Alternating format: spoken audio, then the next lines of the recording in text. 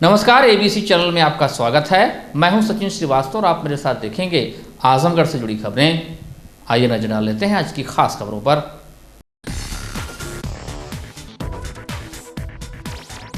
खबर के प्रायोजक हैं वुडन टच वारनाथ Azamgarh, a complete hardware store, Rama multi speciality hospital and trauma centre, Narauli Azamgarh. Makar Sankranti के बाद ठंड के कड़क तेवर से पारा और लुढ़क गया है। सूर्यदेव के दर्शन नहीं होने के कारण क्षेत्र में सन्नाटा पसर रहा है। बाजार सुनसान हो रहे, सुबह से ही लोग घरों में दुबकने को मजबूर हो जा रहे।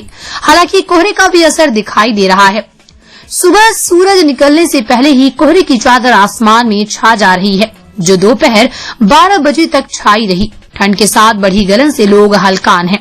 गलन की वजह से घरों में लोग अलाव हीटर के सहारे वक्त गुजार रहे हैं। मजबूरी में ही लोग घरों से बाहर निकल रहे हैं। इसकी वजह से सड़कों पर दोपहर तक सन्नाटा छाया रह रहा है। सोमवार को मौसम की मार सर्वाधिक रही। बर्फीली हवाओं के चलते बड़ी गलन से लोग कपकपाते नजर आए। लोगों में बताया कि गलन व ठंड के चलते उनके हाथ पैर काम नहीं कर रहे, मजबूरन कार्य करना पड़ रहा है। अलाव की भी कहीं व्यवस्था नहीं है। आज की ठंड बहुत ज़्यादा है। आज की ठंड में इतना जो है दिक्कत हो रही है कि हाथ पैर पूरा काम नहीं कर रहा है। आज सुबह मैं जो है बाइक चला करके ड्यूटी पा रहा था, तो जो है आने का मन नहीं कर रहा था। इतना जान लीजिए कि परेशान हो गया हूँ मैं। लेकिन ड्यूटी है तो ड्यूटी तो करना ही पड़ेगा, क्योंकि स्वास्थ्य विभाग में मैं कार्यरत हूँ। इसलिए हम लोग की ड्यूटी इस समय और ज़्यादा बढ़ जाती है। कोविड बहुत तेज़ी के साथ फैल रहा है। अब तक की ठंड में क्या रहा? अब तक की ठंड जो बीती है उसमें जो है थोड़ी बहुत धूप हो जाती थी, लेकिन इस समय जो है आज देख रहे हैं कि कोई धूप हो नहीं रही। और सबसे बड़ी तेज कि आज बहुत तेज हवा चल रही है, बर्फीली हवा चल रही है, जिसकी वजह से जो है और भी ज़्यादा दिक्कत हो रही है। लोगों को काम नहीं कर पा रहे हैं हम लोग। ये चीज़ अलाव की व्यवस्था तो जो है जिला प्रशासन जहाँ जहाँ किया होगा वो किया होगा। अभी सामने तो यहाँ कहीं नहीं दिख रहा है। आज की ठंड जो बहुत ज़्यादा है। आज गलन बहुत ज़्यादा, पहले ठंड में जैसे धूप वगैरह हो जाता था, लेकिन इस समय गलन बढ़ गई है, कोहरा भी बढ़ गया है, ठंड बहुत ज़्यादा है इस समय। बर्फीली हवा चल रही है जी। सफर करने में, काम करने में बहुत दिक्कत हो रही है। जैसे हम लोग कोचिंग आते हैं, कोचिंग पढ़ने आते हैं रोज़ाना। अब इस समय बच्चे बहुत कम आ रहे हैं ठंडक के कारण। ठंडक बहुत ज़्यादा बढ़ गई है, आने जाने में बहुत दिक्कत हो रही है। नहीं, अलाव की व्यवस्था तो अभी जिला प्रशासन या फिर किसी के द्वारा कहीं दिख नहीं रही। अलाव की व्यवस्था जरूरी, बिल्कुल जरूरी है। बिल्कुल बिल्कुल बिल्कुल सर, बहुत जरूरी है। कोरोना के बढ़ते संक्रमण को देखते हुए हाई कोर्ट ने सभी जिला अदालतों की नई गाइडलाइन जारी की है, जिसके अनुसार 50% न्यायिक अधिकारी ही कोर्ट में रोटेशन के हिसाब से कार्य करेंगे। वादकारियों का प्रवेश वर्जित किया गया है। अर्जेंट मामले में जिला जज की अनुमति के बाद प्रवेश दिया जा सकेगा। हाईकोर्ट का निर्देश 17 जनवरी से लागू हो गया है, जिसके चलते सोमवार को न्यायालय का गेट बंद कर पुलिस बल की भारी तैनात कर वादकारियों का प्रवेश पूरी तरह से वर्जित कर दिया गया। न्यायालय के गेट के सम्मुख वादकारियों की भीड़ घंटों लगी रही। अधिवक्ताओं का कहना था कि वैश्विक महामारी के चलते उठाया गया ये कदम जरूरी है, पर चाहिए यही था कि कोर्ट को पूर्णतः ही बंद कर देना चाहिए था। का आदेश तो जो आया है वो आया ही है। ये कोविड-19 जो है बड़ी ज़बरदस्त महामारी है। इससे बचने के लिए सबको खुद भी प्रयास करना होगा। गवर्नमेंट की तरफ से, हाई कोर्ट की तरफ से जो दिशा निर्देश आए हुए हैं, उनकी लाइट में ही यह निर्देश दिया गया है कि वादकारियों को गेट के बाहर ही रोक दिया जाए, केवल अधिवक्ताओं को अंदर आने दिया जाए। लेकिन इससे वादकारियों का हित होता है। दूर से वादकारी आते हैं और अधिवक्ता भी दिन भर आके अपना चैम्बर में बैठे रहते हैं। तो उससे अच्छा तो ये है कि इसको बंद कर दिया जाए। कुछ ही दिनों के लिए बंद किया जाए, पूर्ण रूप से बंद कर देना चाहिए, ताकि अगर किसी चीज़ को रोकने का प्रयास किया जाए तो पूर्णतः रोका जाए। अंशतः रोकने पे उसका असर उतना नहीं होगा जितना कि गवर्नमेंट जिस उद्देश्य से इसको बंद की है वो सफल नहीं होगा, दिक्कत होगी उसमें होने में। तो मेरा हाँ, नहीं, यह तो बिल्कुल सही है। अगर कचहरी बंद हो सकती है तो चुनाव क्यों नहीं रुक सकता है? कचहरी भी ऐसा नहीं है, जो पीड़ित होता है वही कचहरी आता है। और कचहरी आके गेट पे खड़ा रहे और वकील अंदर जैसे अंदर बैठा रहे, जब उसका वकील से संपर्क नहीं हो पाएगा तो वो अपना दुख दर्द कहेगा कैसे? और नहीं कहेगा तो उसका निवारण कैसे होगा? ये संभव नहीं है। तो या तो पूर्णतः बंद कर देनी चाहिए कचहरी, या तो भाई जो गाइडलाइन है उसका अनुपालन तो गवर्नमेंट करना ही होगा। हाईकोर्ट को को इस पे जो है विचार करना चाहिए कि क्या किया जा सकता है जिससे कि कचहरी में वादकारी का भी हित हो, वकील भी अपना पेशा अपने पेशे के प्रति ईमानदारी से काम कर सके और दोनों का हित हो। और बख्शिया जो है महामारी तो है ही, इससे दरअसल कोरोना को देखते हुए माननीय उच्च न्यायालय का एक आदेश आया कि वादकारी न्यायालय परिसर में प्रवेश नहीं करेंगे और इसी के चलते समस्याएं खड़ी हो गई हैं। आज आप देख रहे होंगे कि सड़क तक जाम हो गई हैं। वादकारी आके सड़कों पे इधर से उधर भटक रहे हैं, उनको इसकी सूचना नहीं रही, जिसके चलते सारी परेशानियां आज खड़ी हैं।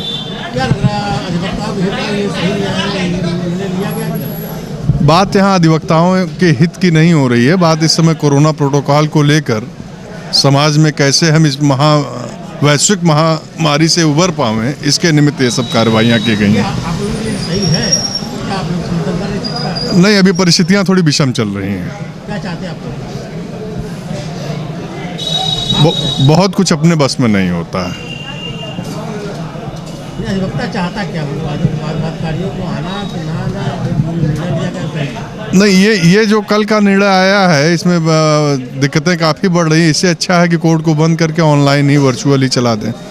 शहर कोतवाली अंतर्गत स्थित डीएवी काशीराम आवास में आए दिन कोई न कोई विवाद सामने आता है और कानून व्यवस्था के लिए चुनौती बन जाता है।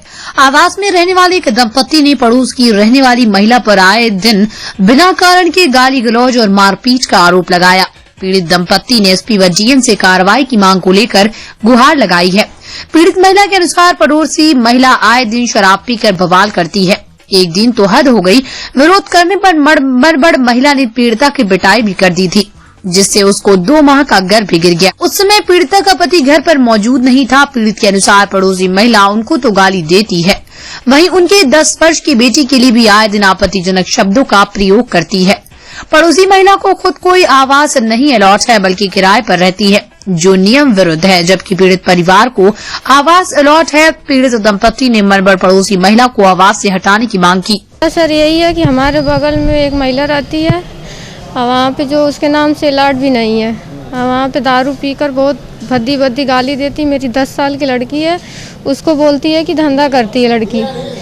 तो सर गाली दे रही थी रात में, तो हम निकले बाहर, तो हम इतना ही उससे बोले कि हम लोगों को गाली दे रही हो, ठीक है दारू पी के, लेकिन सर मेरी लड़की को गाली दे रही थी। तो मैं यही बोली कि मेरी लड़की क्यों गाली दे रही है, बस इतना। मेरा बाल पकड़ के मेरे द्वार पे चढ़ के मेरा बाल पकड़ के मुझे लात से पूरा मारी। मेरे 1.5 महीने का बच्चा था पेट में, खराब हो गया।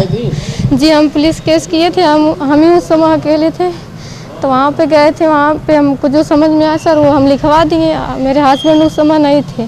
महिला अस्पताल के जो दक्षिण वाले गेट है, छोटा वहाँ पे ठेला लगाए थे सर। फिर उसके बाद ये हमारे आदमी को फंसा रही है, मुकदमा की हमारे आदमी के नाम। आप क्या चाहती हैं? जी, बहुत बदमाश, मतलब बहुत दबंग है वो। हाँ सर, हमेशा धमकी देती है कि हम लखनऊ फ़ोन करके ये करवा देंगे, मतलब बहुत ज़्यादा धमकी देती है। सर हम यही चाहते हैं कि वहाँ से उसको हटवाया जाए। नहीं हटेगी तो फिर कल हमारे बच्चे के ऊपर दिक्कत आ सकता है, क्योंकि सर हम दुकान पर अपना सिलाई सब परेशान रहते हैं उससे सर। हम जो सिलाई करते हैं, हम दुकान चले जाते हैं, ये हमारे हस्बैंड भी अपना ठेला लेके निकल जाते हैं। मेरी लड़की घर पे रहती है, उसको गंदी गाली सर। पूरा उसका हम वीडियो बना के रिकॉर्डिंग करके सब रखे हैं। अगर आप चाहेंगे तो हम आपको सबूत भी दिखा सकते हैं सर। क्या चाहते हैं आप? सर यही हम आपसे चाहते हैं, बस उसको हटाया जाए वहाँ से। अवैध रूप से कब्जा करके वहाँ पे रह रही है 2 साल से, उसके नाम से अलॉट भी नहीं है सर। आजमगढ़ ग्राहक सेवा केंद्रों पर जाकर स्पाई कैमरा से लोगों के अंगूठे की छाप लेकर उसकी बायोमेट्रिक क्लोनिंग कर एईपीएस के माध्यम से बैंक खातों से लाखों रुपए निकालने वाले 2 शातिर साइबर अपराधी आजमगढ़ पुलिस ने गिरफ्तार किए हैं। उनके कब्जे से बने हुए क्लोन फिंगरप्रिंट एवं फिंगरप्रिंट बनाने के उपकरण बरामद हुए हैं। पुलिस को मनोज कुमार सोनकर निवासी चालाकपुर थाना रौनापार से साइबर क्राइम थाने में सूचना दी कि उसके आईसीआईसीआई बैंक खाते से किसी ने आधार कार्ड से फर्जी अंगूठा लगाकर कुल 1,77,000 रुपए निकाल लिए। पुलिस की जांच में प्रकाश में आए मोबाइल नंबर से संबंधित जालसाज की जांच की गई। सूचना मिली कि वो उकारा गांव में पूर्वांचल एक्सप्रेसवे के आसपास मौजूद है। पुलिस टीम मौके पर पहुंची थी कि बुलेट बाइक से 2 व्यक्ति टीम को देखकर भागने की कोशिश करने लगे, लेकिन घेर कर दोनों व्यक्तियों को पकड़ लिया गया। एक ने अपना नाम मनोज सरोज पुत्र सवधु सरोज उम्र करीब 29 वर्ष निवास पटवत कौतुक थाना बिलरियागंज बताया, जिसके पास एक फिंगर स्कैनर मशीन तथा कुल 8 पीले रंग की पॉलिथीन जिसमें कुछ व्यक्तियों के बनाए हुए फिंगर क्लोन आधार नंबर लिखी पर्ची है। दूसरे ने अपना नाम उमेश सरोज पुत्र चंद्रदेव सरोज उम्र करीब 22 वर्ष निवासी पटवत कौतुक थाना बिलरियागंज बताया। मनोज के पास से बरामद विनोद कुमार के आधार कार्ड व पैन कार्ड की जांच की गई तो पाया गया कि पीड़ित का पैसा विनोद कुमार की आईडी से बनाई गई सीएसपी में स्थानांतरित हुआ है। पूछताछ में बताया कि वो लोग फिंगर क्लोनिंग करते हैं तथा उसकी सहायता से नेट्स पे वैलेट के माध्यम से लोगों के खातों से बिना उनकी जानकारी के पैसे धोखाधड़ी करके ट्रांसफर कर लेते हैं। यूट्यूब से बायोमेट्रिक क्लोनिंग करने के बारे में वीडियो देखकर साइबर ठगी करते हैं। ये स्पाई कैमरा एवं मोबाइल फोन के जरिए ग्राहक सेवा केंद्रों में जाकर लोगों के रजिस्टर में लगे अंगूठे का फोटो खींच लेते थे व तहसीलों में जमा स्टैम्प पेपर से उनके अंगूठे का निशान, आधार कार्ड एवं अन्य डिटेल ले लेते थे। फिर उसी अंगूठे के निशान को बटर पेपर पर स्कैन कर लेते थे। उसके बाद बटर पेपर को रबर पर रखकर थंब इम्प्रेशन मशीन के माध्यम से इम्प्रेस कर लेते हैं, जिससे उस अंगूठे का निशान रबर या पॉलीमर पर आ जाता है और उस व्यक्ति के अंगूठे का क्लोन फिंगरप्रिंट तैयार हो जाता है। उसके बाद एईपीएस बैंकिंग आईडी से क्लोन फिंगरप्रिंट के माध्यम से आधार कार्ड से लिंक बैंक खातों से रुपए निकाल लेते हैं। ऐसे ही कई लोगों का फिंगरप्रिंट का क्लोन बनाकर बैंकिंग धोखाधड़ी कर आर्थिक लाभ कमाते हैं। बैंकिंग सॉफ्टवेयर से अपनी पहचान छुपाने के लिए कैटरेक्ट लेंस का प्रयोग करते थे, जिससे आंख के रेटिना स्कैन करके ओरिजिनल आधार कार्ड लिंक न हो पाए। बैंकिंग आईडी में हम फर्जी लोगों के आधार कार्ड इस्तेमाल करते हैं। हम ये अपराध जनपद आजमगढ़, मऊ, गाजीपुर व अन्य जिलों में बुलेट से घूम घूम कर अंजाम देते हैं। अब तक करीब 12 लाख की धोखाधड़ी कर चुके थे तथा 50 से अधिक क्लोन भी किए गए हैं। उनकी जांच की जा रही है। नवंबर को जो है हमारे साइबर एक मुकदमा लिखाया गया था श्री मनोज कुमार सोनकर द्वारा कि उनके खाते से फिंगरप्रिंट क्लोनिंग करके आधार कार्ड का फर्जी प्रयोग करके 1,77,000 रुपये ट्रांसफर करा लिए किसी ने। तो मुकदमा लिखा गया था। हमारी साइबर क्राइम करते हुए तत्काल उन पैसों को फ्रीज करा दिया और उसके पैसे वापस करा दिए गए थे। इसी क्राइम पे टीम हमारी विवेचना कर रही थी। के दौरान जो है कई तथ्य प्रकाश में आए। उस पर हमारे साइबर थाने की टीम निरीक्षक अनिल सिंह के नेतृत्व में काम कर रही थी। तो कुछ सुराग मिले थे, उसी पर काम चल रहा था। तो उसमें संज्ञान में आया कि जो है एक इससे संबंधित अभियुक्त जो है वो उकरा गांव के पास पूर्वांचल के पास बैठे हुए हैं। इस पर इस सूचना पर अनिल कुमार सिंह प्रभारी निरीक्षक जो साइबर क्राइम थाना है और स्वाट टीम जनपद आजमगढ़ की गई और वहाँ पर 2 लोगों को जो है पकड़ा गया मौके से। उसमें मनोज सरोज पुत्र सवधु सरोज उम्र करीब 29 वर्ष जो और दूसरे व्यक्ति जो है उमेश सरोज हैं। ये दोनों वहीं पर पकड़े गए। उससे पूछताछ पर ज्ञात हुआ कि ये लोग जो है क्लोनिंग करके फिंगरप्रिंट बनाकर बायोमेट्रिक्स साइबर फ्रॉड करते हैं और ये हमारे मुकदमे में वांछित थे। पूछताछ में ये ज्ञात हुआ कि कंधापुर पर एक पूर्व में कायम मुकदमा था, उसमें इन्होंने फ्रॉड किया था। उस मुकदमे से संबंधित इनके पास से 13,400 रुपये बरामद हुए हैं। उसके अलावा इनके जब इनके तलाशी ली गई तो इनके पास से 2 laptop, 2 पॉलीस्टेमर, 1 rubber sheet, butter paper, spy camera, wifi adapter और रेटिना लेंस जिसका ये आँखों में प्रयोग करते हैं ताकि जब ये ऑनलाइन काम करें तो इनके बायोमेट्रिक जो है कैमरे पर इनको पकड़ बनावे इनका रेटिना। और इसके अलावा बने हुए फिंगरप्रिंट क्लोन पाए गए। ये सब क्या करते हैं, ये लोग काफ़ी एडवांस हो गए हैं। यूट्यूब पर स्पाई कैमरा अपने उंगली में प्रयोग करते हैं गुप्त रूप से और ये सुविधा केंद्रों पर रजिस्ट्री कार्यालयों में जाकर जो रजिस्टर होते हैं कस्टमर का उसका एक फ़ोटोग्राफ प्राप्त कर लेते हैं और जो फोटोग्राफ पर जो उनका पैन आधार कार्ड नंबर होता है, जो फिंगरप्रिंट का मार्क होता है, इनके कैमरे में आ जाता है। उसको लाद कर ये अपने लैपटॉप पर डेवलप करते हैं। फिर जो फिंगरप्रिंट कार्ड नंबर होता है, जो फिंगरप्रिंट का मार्क होता है, इनके कैमरे में आ जाता है। उसको लाद कर ये अपने लैपटॉप पर डेवलप करते हैं। फिर जो फिंगरप्रिंट स्कैनर है उसकी सहायता से बटर पेपर के साथ इसको डेवलप करके उस फिंगरप्रिंट को प्रयोग करके ये संबंधित व्यक्ति का आधार कार्ड और उसका पैन नंबर जो प्राप्त करते हैं उसका प्रयोग करते पैसे का ये ट्रांसफ़र अपने अकाउंट में करा लेते हैं। पूछताछ में ये भी जानकारी है कि इन्होंने गुजरात के कुछ लोगों का भी पैसा इस तरह ट्रांसफ़र किया है। पूछताछ बताया कि लगभग 6 महीने अधिक से ये काम कर रहा है और कोई 25-30 लोगों का इस तरह ये फ्रॉड कर चुका है और 10 से 12 लाख की रकम ये बता रहे हैं। जो इनके लैपटॉप, हार्ड डिस्क वगैरह प्राप्त हुई उनका एनालिसिस किया जाएगा नियमानुसार और बहुत संभावना है और अधिक जानकारी प्राप्त होगी। सर क्या एक गिरोह है कि बस इतने लोग इसमें सम्मिलित हैं? ये 2 लोग प्रकाश में आए हैं, ये 2 लोग करते हैं। इसमें जो है मुख्य अभियुक्त पकड़ा गया हुआ है। अब इनके और क्या जानकारियां हैं, इनकी हार्ड डिस्क प्राप्त हुई, लैपटॉप प्राप्त हुआ, उसके एनालिसिस से मालूम पड़ेगा। लेकिन कई जनपदों के लोगों को इन्होंने पैसा जो है अकाउंट में ट्रांसफ़र किया है। क्या फरार का भी कोई आशंका है इन लोगों में से? नहीं, अभी किसी ऐसी जानकारी नहीं, अभी विवेचना चल रही है, पूछताछ हो रही है। जो तथ्य प्रकाश में आएंगे, यदि कोई और व्यक्ति प्रकाश पाता तो कार्रवाई की जाएगी। जिला बॉक्सिंग संघ के महासचिव व अंतर्राष्ट्रीय खिलाड़ी सूरज प्रकाश श्रीवास्तव ने बताया कि उत्तर प्रदेश सरकार खेल विभाग ने मेरे प्रयासों से आजमगढ़ में बॉक्सिंग रिंग स्वीकृत कर ली है तथा इसके लिए 3,49,000 की धनराशि भी खेल विभाग आजमगढ़ को भेज दी गई थी, जिसके पश्चात यहां बॉक्सिंग रिंग सुखदेव पहलवान स्पोर्ट्स स्टेडियम में लग चुकी है। बॉक्सिंग रिंग बनवाने के लिए कई वर्षों से हम लोग प्रयासरत रहे। इसके लिए मुख्यमंत्री जी से व खेल मंत्री उपेंद्र तिवारी जी से मिलकर प्रयास किया गया था, अतः ये प्रयास सफल रहा। मुख्यमंत्री जी व खेल मंत्री जी को धन्यवाद। बॉक्सिंग रिंग लगने से आजमगढ़ के बॉक्सिंग खिलाड़ियों को प्रशिक्षण के लिए दिल्ली, हरियाणा या मेरठ नहीं जाना पड़ेगा तथा कई मार्शल आर्ट्स के खेल जैसे kick boxing, Muay Thai, professional karate के खिलाड़ियों को भी प्रशिक्षण में व राष्ट्रीय स्तर व राज्य स्तरीय प्रतियोगिता का आयोजन किया जा सकेगा। वाराणसी के पश्चात आजमगढ़ पहला जिला होगा जहां पर इस तरह की सुविधाएं उपलब्ध होंगी। अब यहां से कई राष्ट्रीय खिलाड़ी तैयार होंगे। इस उपलब्धि पर उत्तर प्रदेश एमेच्योर बॉक्सिंग संघ के महासचिव अनिल मिश्रा, उपेंद्र पांडे, जिला बॉक्सिंग संघ के अध्यक्ष सहजानंद राय, बॉक्सिंग संघ के उपाध्यक्ष पारितोष राय, नितिन गौड़, विद्याधर श्रीवास्तव, संदीप सिंह, सोनू, राजीव प्रताप सिंह गप्पू, दिनेश चौहान, ज्ञानेंद्र चौहान, शिवम तिवारी, शुभम पांडे, अवतार राजभर, विनय प्रजापति, संदीप भारद्वाज, अभिषेक यादव, गुलशन राजभर, सूरज यादव ने खुशी जाहिर की। आजमगढ़ जिला कांग्रेस कार्यालय पर पुनः दूसरी बार प्रवक्ता नियुक्त होने के बाद ओंकार पांडे के प्रथम आगमन पर कांग्रेस जनों ने माल्यार्पण पढ़कर उनका स्वागत किया और नियुक्ति पर उन्हें बधाई दी। जिलाधीश प्रवीण कुमार सिंह ने बधाई देते हुए कहा कि ओंकार पांडे पूर्व में भी मेरे द्वारा अधिकृत किए गए प्रवक्ता के रूप में अपनी जिम्मेदारी संभाल रहे थे। अब उत्तर प्रदेश कांग्रेस कमेटी द्वारा नियुक्त किया गया है।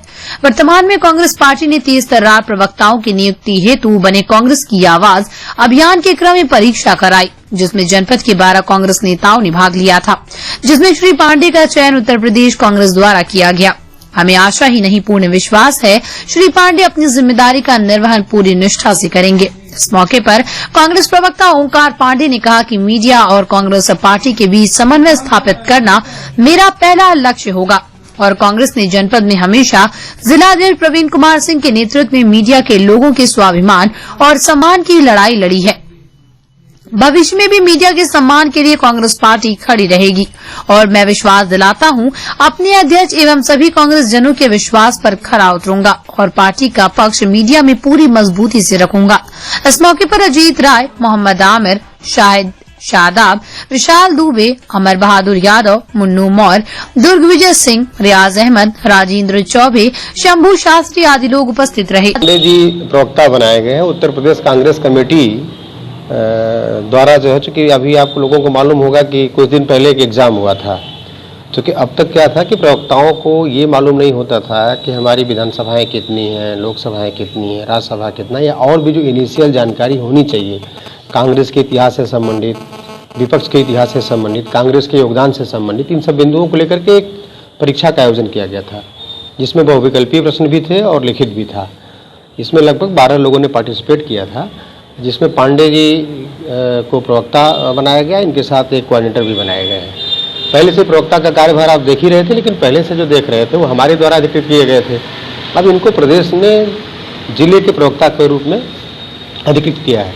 हमारी पूरी जिला कांग्रेस कमेटी आपको शुभकामनाएं देती है, आपको बधाई देती है और ईश्वर से प्रार्थना करती है कि कांग्रेस को मजबूत करने में, कांग्रेस का पक्ष रखने में पांडे जी पूरी ईमानदारी के साथ, प्रमुखता के साथ अपना जो है अपनी भूमिका निभाएंगे। हमारे माननीय जिलाध्यक्ष जी ने हमको प्रवक्ता की जिम्मेदारी दी थी, जिसका मैंने पूरा अपना प्रयास किया और अपनी जिम्मेदारी का निर्वहन करने का पूरा प्रयास किया और जिम्मेदारी का निर्वहन किया। इसके बाद परीक्षा आयोजित की गई थी। परीक्षा में पुनः हमको यह जिम्मेदारी दी गई है। हमारा यह प्रयास होगा कि मीडिया और पार्टी के बीच हमारे संबंध अच्छे रहें।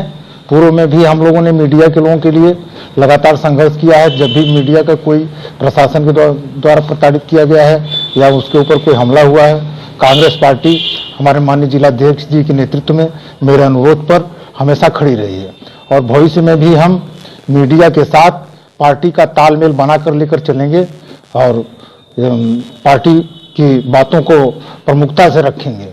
आजमगढ़ जनपद के 348 निजामाबाद विधानसभा क्षेत्र के घोषित कांग्रेस प्रत्याशी का विरोध यहां की कांग्रेस के वरिष्ठ नेता, संगठन पदाधिकारियों एवं कार्यकर्ता तथा आवेदनकर्ता तथा क्षेत्र की सम्मानित जनता कर रही है, जिससे क्षेत्र में असमंजस की स्थिति पैदा हो गई।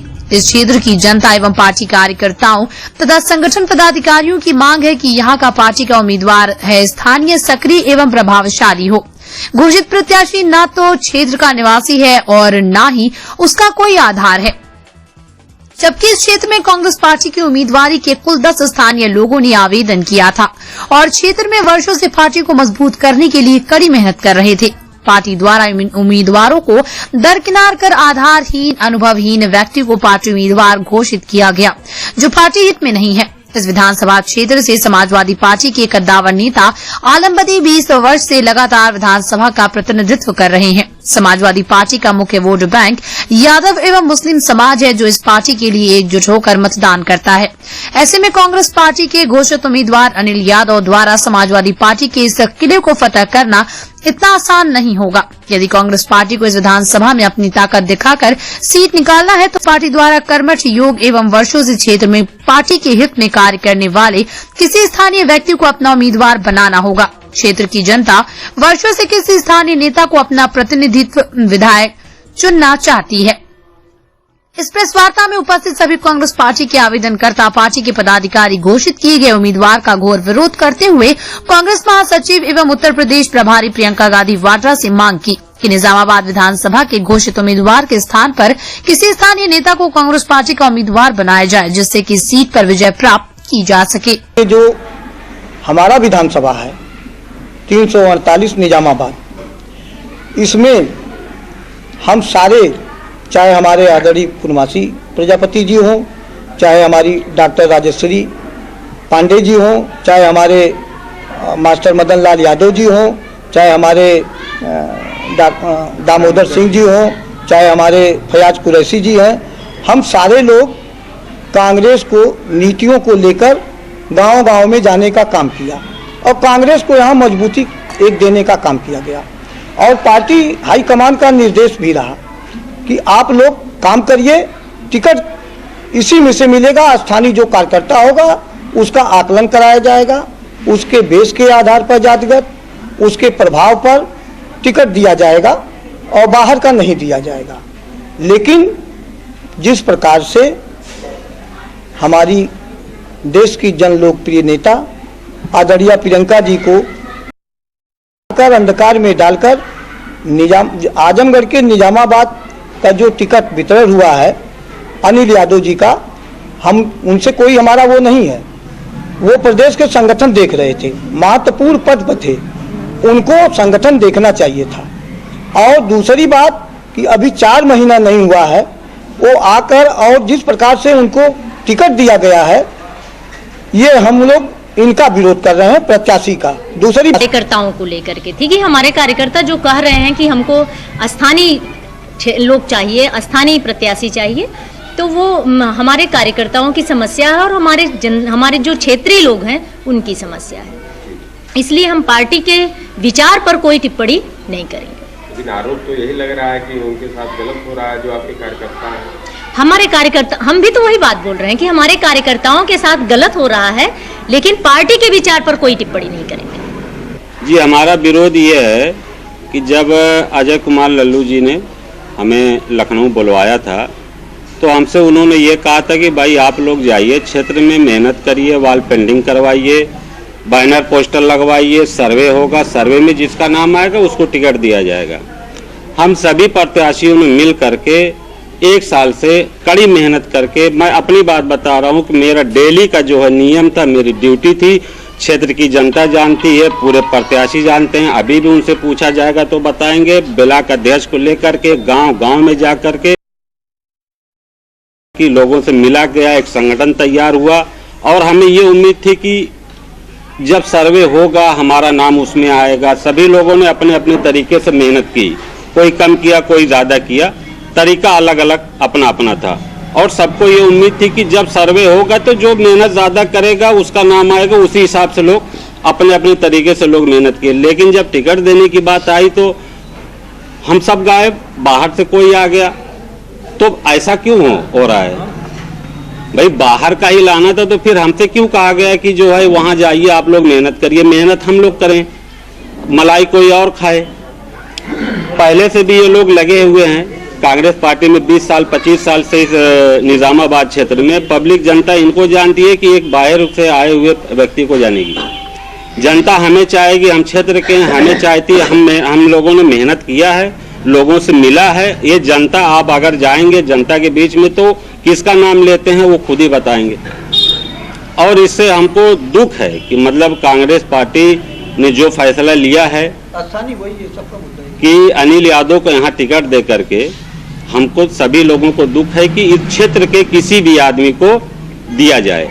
जितने प्रत्याशी यहाँ बैठे हुए हैं उनमें से किसी को दिया जाए, हम उससे सहमत हैं। पैसे के कर्ज को चुकाना आज की दुनिया में सबसे कठिन काम है। ब्याज पर ब्याज जोड़कर साहूकार किसी की उम्र ही नहीं पीढ़ियां तक तबाह कर देते हैं। उम्र किश्तें चुकाने में ही निकल जाती है। वाकई में ये कोई वहम नहीं, हकीकत है। और इसकी मिसाल आज एक गरीब परिवार बन गया जो 2 लाख का कर्ज चुकाए जा रहा है, लेकिन कर्ज वह चुमंगम हो गया है जिसे वो जितना चुका रहा है उतना ही बढ़ता चला जा रहा है। 2 लाख का कर्जा चुकाने में गहने जमीन बिक गए, लेकिन उन्हें कर्ज से मुक्ति नहीं मिली। सोमवार को पुलिस अधीक्षक को ज्ञापन सौंप इन्होंने दबंग सूदखोरों से छुटकारे की मांग की। मामला देवगांव थाना क्षेत्र के लालगंज का है। सर, मेरे पति को 2 लाख रुपया दिए थे धंधा करने के लिए। कुछ लोन। सोनकर क्या नाम है? उमेश नाम है, कमलेश नाम है। तो क्या हुआ? तो बीच लॉकडाउन लग गया, फिर भी कहीं से जुगाड़ करके मेरा गहना 10 लाख का था, जमीन भी थी एक, वो भी बेचकर पैसा दे दिए। फिर भी मेरे सास के बैंक में, मेरे पिता ससुर जी नहीं है तो उनका पैसा था तो मेरे सास के नाम कर दिए, तो वो भी अपना पैसा निकाल कर दिए। इतना ब्याज भरने फिर भी ये लोग का पैसा चुकता हो ही नहीं रहा। 4-5 लड़की आके धमकाते घर पे, कहते हैं कि आपके लड़की क्या कर देंगे, वह कर देंगे। हमको कहते चलिए हमारे घर, मेरा पैसा चुकता हो जाएगा। आके इतना गाली देते हैं, शटर पीटते हैं, हम लोग का दरवाजा पीटते हैं, इतना गाली देते हैं। कहते कहीं भी पाएंगे आपके पति को मार देंगे, या कर देंगे, कुछ कर पाए बुलाओ पुलिस के, क्या कर लेगा पुलिस? मेरा कुछ नहीं पा सकता, कुछ नहीं कर सकता है पुलिस। आपके साथ भी हमारे साथ भी उद्दंडता करता है। क्या चाहती हैं आप? हम न्याय चाहते हैं। रमा हॉस्पिटल नरौली आजमगढ़ में doctor Amit Singh, doctor Khushboo Singh, doctor Pankaj Sharma, doctor Ajeet Kumar, doctor Amit Kumar Singh, doctor Brajesh Kumar Chauhan, doctor Dheeraj Singh, doctor Ankur Yadav और डॉक्टर एस.के. चौधरी दे रहे हैं अपनी सेवाएं।